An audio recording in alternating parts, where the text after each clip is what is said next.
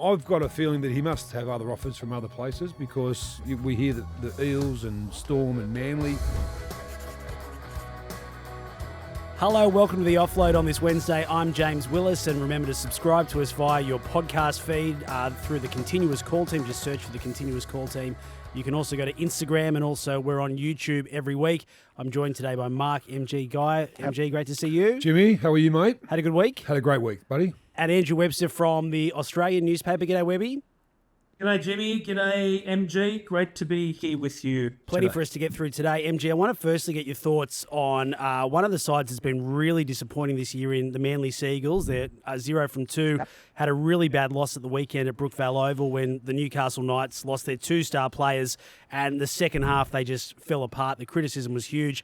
One of the players, and obviously there's speculation about the coach, Anthony Seibold, but one of the players that's in the spotlight, given his contract situation, is Jake Trbojevic, who hasn't had a great start to the year. No, he hasn't, and it almost pains me to talk about Jake Trbojevic because he is the Bambi of the NRL. You just don't want to shoot Bambi. But unfortunately in our game, when you hit that age of around 31, 32, 33, which Jake is 32, things don't work the way they should be. He did make 46 tackles on the weekend, but unfortunately he only had 3 runs for 23 metres. So I'm obviously Manly are under the microscope a little bit more because of their lost 2 home games they'll probably deemed to win or supposed to win. And unfortunately for Jake, he's coming under the most scrutiny as well because of what is happening at Manly. You know, obviously Seibold and they started pretty ordinary the other week with, you know, Brooks letting that kick go dead, and I thought from that point on they just didn't come back into the game. I would say to Manly, maybe it's time to put Jake onto the bench. Yep. I still believe he's got a lot to play in that side. I think if I'm in a rugby league dressing room and I'm seeing Jake Trbojevic he's putting his boots on in the corner, I'm feeling good. I'm feeling great because I know he's part of my team. I don't know about the starting team anymore because I'd rather him coming on and trying to lift the team when they might be behind, or would lift the team when they need some inspiration. And if Jake's coming on the field, I'm going, well, here he comes, Jake. So maybe it's time for him to leave the top 13 and maybe come off the bench, because I still think he's got something to do with them winning games. I don't think he's null and void yet. Webby, what do you make of Manly's situation at the moment? Well, look, you know, we talked about Anthony Seibold earlier in the week. It's a very tricky situation there at Brookvale at the moment, particularly around Jake. Like as MG said, it's hard to criticise a player, an ornament to the game like Jake Trbojevic, but you know, time stands still for no man, and he's one of them. It's a tricky one in terms of his contract. So he's got an option his way for next year worth about $500,000, and he has to make a decision before round 10 on whether he takes up that option or not.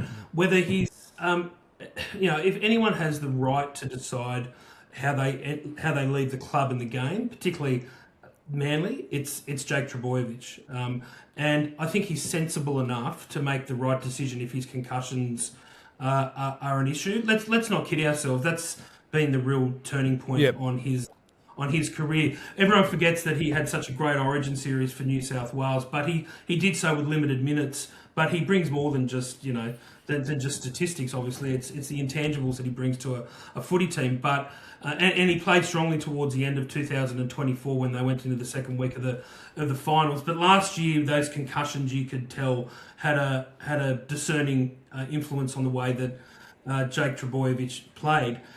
I hope breaking up's always hard to do in football, and I just hope it's managed the right way at Manly, because he is a club legend up there with the likes of the Fultons and Haslers and all those great Manly players we've seen over the years. Very good song that too. Breaking up is hard to do. Who sang it? Do you want me to Google it? They say that breaking up is hard to do. But now that I'm over you. That's a really old song. Is it Neil Sedaka? Neil Sedaka. Neil Sedaka. Should have known. Hey, Webby, in all your time of covering rugby league, have you ever seen a more loved player than Jake Trbojevic universally? I don't think I have. I don't think I've seen a bloke who I just want to, every time I see him, I want to cuddle him and you know, give him a kiss on the cheek and go, brother, it's okay. And I hate seeing him in this predicament. When you see him interviewed post-match when they've lost in the last few years, because they've had I don't know. Every club has its dramas, but Manly seem to attract it more than others. You can just see how much it hurts him. Yep. See what's happened to the club. So, yeah, as I said, I'd like to see it end well for him. But I tell you what, he's got to make a decision at some point, because if he's not going to go on next year, then Manly needs to start getting in the market for another middle. But I think the elephant in the room also, it comes back to the coach as well. I think Seibold's under enormous pressure this year to deliver. Goes without saying. Yeah, He definitely is. yeah. I think, look, this game on the weekend between the Titans and Cowboys for Todd Payton, I'm not sure who Manly play after their bye, but whoever they play after their bye, all eyes will be on them again. And unfortunately, Seibold is, look, they know what they get into, these coaches, when they take on a team. They know that the scrutiny is quite unbelievable, to be honest. Our game has never had more eyes on it. Through reading from newspapers, or watching on TV shows, or just podcasts. Exactly. They've never had more eyes on it. So the scrutiny is immense. You've got to know that that's going to come if you're going to lose games. Meanwhile, Webby, what's the latest with Bronson Xerri and the Bulldogs? He's been linked to the West Tigers, and it's hard to believe a player on contract is being linked to another club after just 2 rounds of a brand new season. Well, I'll tell you. I'll just give you just away from the Tigers. So he's been linked to Perth, as a lot of players are going to be in the next couple of years. I spoke to someone on great authority at Perth today. They said we have not had a single conversation about Bronson Xerri. So, this is all the typical gibber and manoeuvring and trying to move a player out. The debate is whether the Bulldogs are forcing him out, whether he wants out because he's thrown his toys out of the cot by getting moved positionally. Look. I've got emails today, James, from frustrated and angry West Tigers fans saying this is an outrage. Surely they're just trying to Gus is trying to manipulate the situation to get Jareem Buller to the Bulldogs. Well, they were after Jareem Buller when they were going after Galvin last year, so it's hardly a surprise that they're after Buller. I do think they've got cap issues. When Gus came in there, they had cap issues, and he fixed it up, and he doesn't want those issues to surface again. It does seem like it's edging closer to a position where it's untenable for him to be there. Whether that's been manipulated by Canterbury so they can get rid of him, or whether it's because Bronson Xerri isn't happy, I honestly think the truth is right in the middle. Yeah, it was last Saturday when we heard about this. It was so left of centre, left of field, because he actually went to Vegas to play. And now we're hearing that, a few things. We hear that he doesn't want to play right centre, but then you say to yourself, well, if he's playing he got picked for State of Origin in the right centre role, surely. I've got a feeling that he must have other offers from other places, because we hear that the Eels and Storm and Manly are 3 clubs that would probably take him now if granted a release. And the Tigers one came out yesterday. So, his manager's doing his job, because Bronson Xerri's being shopped around perfectly. I just think this is un-Bulldog-like. It's just kind of, in the last just over 12 months, we've had the Joseph Topini issue with the club. Yep. We've had the Galvin thing, and now we're having this one again, 2 rounds in, and it takes some focus off what you're supposed to be doing, and that's playing footy. You're going into the dressing rooms, and the players say we don't listen to the outside noise. But you know what? There's more reporters there all of a sudden. There's more blokes there wanting quotes from the players. There's more players getting rung up to say, what's going on with your teammate? So that's not what you're used to. Yeah, I understand all that, but I mean, what about the role of the player in all this? If we're led to believe that he's unhappy about having to change sides of the field, and then it's sort of gone backwards from there, he's been dropped, and suddenly rather than fight your way back into a team that's likely to be a top 4 team this year in the running for the premiership maybe, suddenly you're making noise about changing clubs. Obviously, something else has gone on. I think so. Maybe there's something else. I think so. To this, but it's. He's been told that they don't want him next year at the end of his contract. They're not going to extend him. So, it's again. I don't want to keep sounding like a broken record, but this is what the contract system is in the NRL, and then you've got someone like Gus, who is, been around forever and a master manipulator up there with Bennett and Politis and all these other great sort of administrators and coaches over the years. That for people like that who know how to play the system and completely within the rules, this is perfect for someone like Gus because they need to if they want to try and get if they want Buller there. Can you imagine Buller in that team? Oh, like I could see Gus is doing nothing wrong. He's just doing what he needs to do to put together a premiership winning roster. If you were Xerri, are you just copping the medicine back in reserve grade even for the rest of this year, or are you just sort of... Look, I am, but this new rugby league player is a lot different to what we were growing back. It's something... I'm reading this morning where Connor Watson's being disgruntled because he's coming off the bench. Like, all of a sudden, players have a lot more antlers out there because of two teams coming in. All of a sudden, you've got the Bears and the PNG franchise coming in, so there's more opportunity. So the players have kind of got the upper hand, if you will, or their player managers have got the upper hand because there's more want for an NRL player, especially one of origin status. Yeah, look, it's intriguing. It's what makes our game what it is. It never sleeps. Yep. It never ever sleeps. Back in the day, if you got dropped, would you? I've talked to Wayne Bennett about this. I say, what's the difference between the modern day player and players in the past? He said in the past, if you told a player that he was dropped to reserve grade, he'd have the shits, but then he'd do whatever he could to get back into that team. Now they go to the manager and whinge and ask for a lot of times for a release. Have you noticed that change since you were playing? Oh, most definitely, and it all come about, I suppose, Webby and Jimmy when we became a professional sport. You know, in the late '90s. You know, when we stopped working for a living. I worked, you know, for 5 or 6 years of my career, and you would be with the common people more often. You'd know what they were talking about. So if you did get dropped, you'd know that these guys would still come and watch you in reserve grade. Yeah, that's it. You know, and the new found rugby league play is so different. As I said, still a man of the people, MG. You're still a man of the people. I'm still a man of the people. I always will be. You go along early and watch the reserve grade, and you'd say, "Oh, there's MG playing. He's trying to work his way back into the first grade team." Yeah, I remember playing under 23s, and Graham Murray used to say to us before we'd run out, "Remember, we've got the reserve grade players and the first grade players watching you today. If you want to become one of them, go out and kick some ass." Yeah, that's it. And you run out going like feeling like Superman, knowing that the bigger blokes in your club are watching you. That's one big thing I lament all the time with the current status of rugby league, that we don't get any precursors. We don't get any games before games. We don't see the New South Wales Cup. We don't see flag, like Penrith flag, New South Wales Cup and first grade should play at the same oval.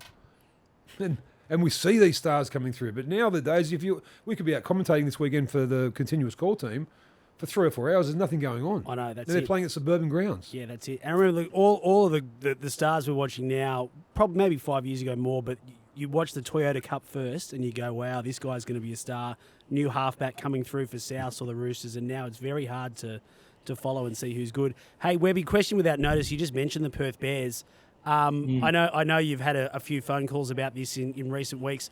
Are they tracking okay at this point, or are there alarm bells at this stage? I think they're okay. I don't think it's any different to when the Dolphins came in 2022. But it's I don't know.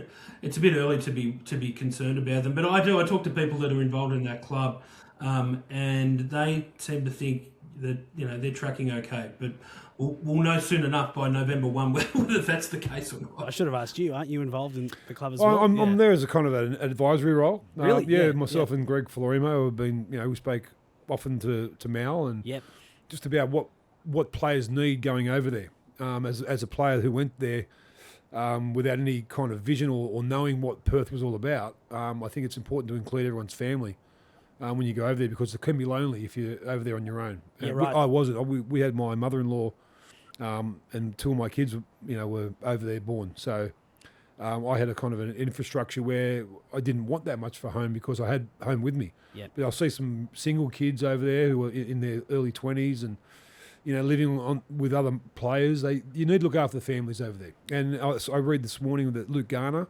from Penrith is looking maybe to chance his arm over there as well. So I agree with Webby. They're tracking well. Good comparison to the Dolphins. I like that comparison because all of a sudden they just come out of nowhere and start playing a great brand of footy. And I think the Bears will too. I think that once that first game they play at home turf, I want to be there for it because it's going to be something special. And Mal, to have Mal there is special. There's no man in the game who's got more presence than Mal Meninga. And just these players will want to do it for Mal. You know, he's got a great ensemble as far as assistant coaches go, but Mal's the man. Yep. Mal's the one who tells you what you got to do, and that's why he won 8 series in Origin. You know, with an unbelievable team.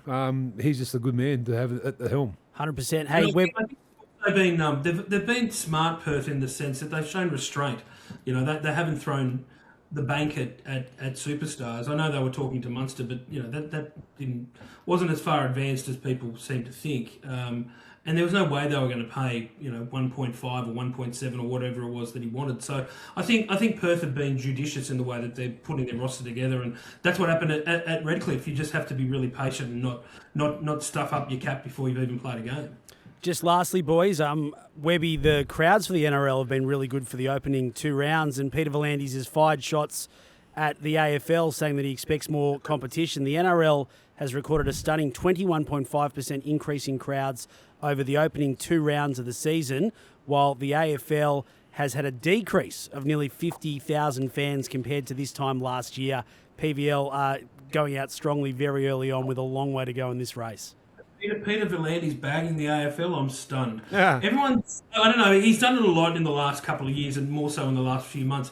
And people seem to think, give it it looks cheap and it's a bit juvenile.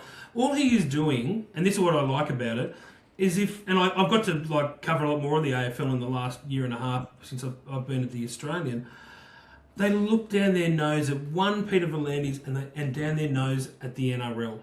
The AFL is a group of private schooled old boys club who think they're the masters of the universe, and Peter V'landys, the battler from Wollongong, loves nothing more than getting right up their nose. And I tell you what was even bigger this week. So the AFL, the Herald Sun had their top 50 movers and shakers in the AFL, and Michael Warner, who loves getting up the nose of the AFL also, has put Peter V'landys in at number 12.